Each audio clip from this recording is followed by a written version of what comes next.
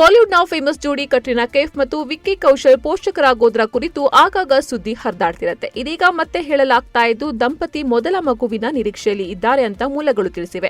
ಕಟ್ರಿನಾ ತನ್ನ ಮೊದಲ ಮಗುವಿನ ನಿರೀಕ್ಷೆಯಲ್ಲಿದ್ದಾರೆ ಮತ್ತು ಮಗು ಅಕ್ಟೋಬರ್ ಅಥವಾ ನವೆಂಬರ್ನಲ್ಲಿ ಜನಿಸಲಿದೆ ಅಂತ ಅವರ ಆಪ್ತ ಬಳಗವೊಂದು ತಿಳಿಸಿದೆ. ಆದರೆ ದಂಪತಿಯಿಂದ ಇದುವರೆಗೂ ಯಾವುದೇ ಅಧಿಕೃತ ಘೋಷಣೆ ಬಂದಿಲ್ಲ.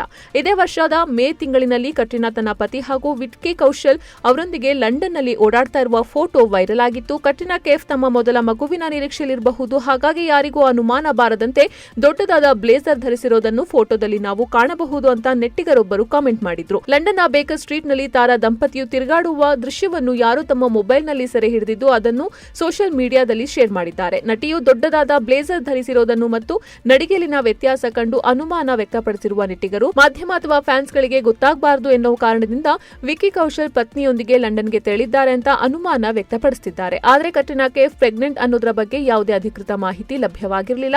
ಇದೀಗ ಕಟ್ರಿನಾ ಆಪ್ತ ವಲಯ ಈ ಸುದ್ದಿಯನ್ನು ಕನ್ಫರ್ಮ್ ಮಾಡಿದೆ.